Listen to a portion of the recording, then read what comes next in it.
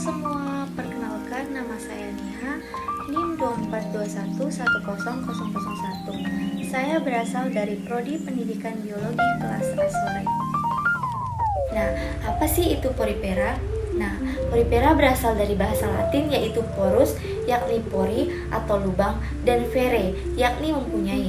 Berarti tubuhnya banyak mempunyai lubang-lubang kecil atau pori-pori. Nah, pada filum porifera mempunyai ciri-ciri sebagai berikut. Yang pertama, habitatnya di laut. Kenapa di laut?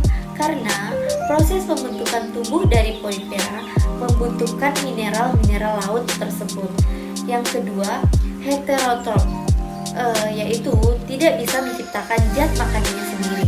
Jadi, zat organik akan diserapnya dimakan dari segala yang ada di lingkungannya. Yang ketiga, bahan organik. Lingkungan dimasukkan ke tubuh melalui lubang atau pori-pori, atau disebut juga dengan ostium, bersama air laut yang dimasukkan melalui ostium tersebut. Nah, yang keempat, reproduksinya secara aseksual atau vegetatif, yaitu dengan cara pembentukan kuncup atau tunas. Nah, di sini tunasnya itu terdiri menjadi dua jenis. Yang pertama ada gunule, ialah tunas dalam yang dibentuk ketika kondisi lingkungan kurang baik. Yang kedua ada bading.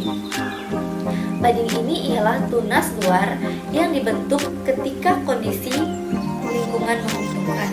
Nah, pada struktur porifera terdiri dari ostia sebagai pori, spongosol sebagai ruang di dalam tubuh porifera, dan osculum sebagai saluran keluarnya air.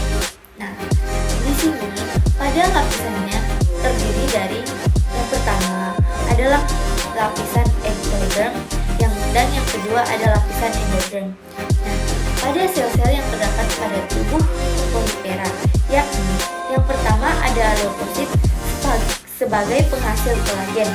Yang kedua ada pinokosit untuk membentuk penutup luar spon. Nah, yang ketiga ada ookosit sebagai sel telur. Nah, yang keempat ada porosit sebagai pengontrol aliran air melalui ostia. Nah, yang kelima ada amebosit untuk mengantarkan nutrisi ke sel. Yang keenam ada sklerosit sebagai penghasil spikula. Dan yang ketujuh ada sel konosit, yaitu sel berflagel yang berfungsi untuk menyaring partikel makanan ke dalam air. Nah, pada porifera juga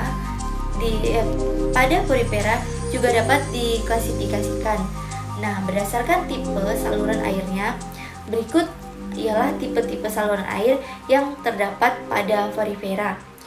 Yang pertama ada askon, dan yang kedua ada sikon, dan yang terakhir ada leukon. Nah, di sini pada tipe askon.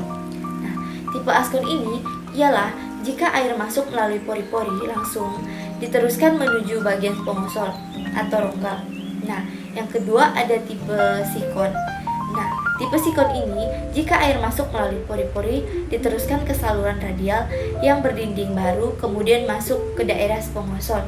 Dan yang terakhir ada tipe leukon, yakni air masuk melalui pori-pori kemudian ke saluran radial yang bercabang-cabang lalu ke spongosol. Dan ingat ya, semua saluran air tersebut akan berakhir di spongosol. Nah, sekarang kita akan masuk ke dalam klasifikasi porifera. Yang pertama ada kalkaria. Nah, kalkaria ini mempunyai spikula dari zat kapur. Contohnya seperti leucosolenia, gratina, dan spikula.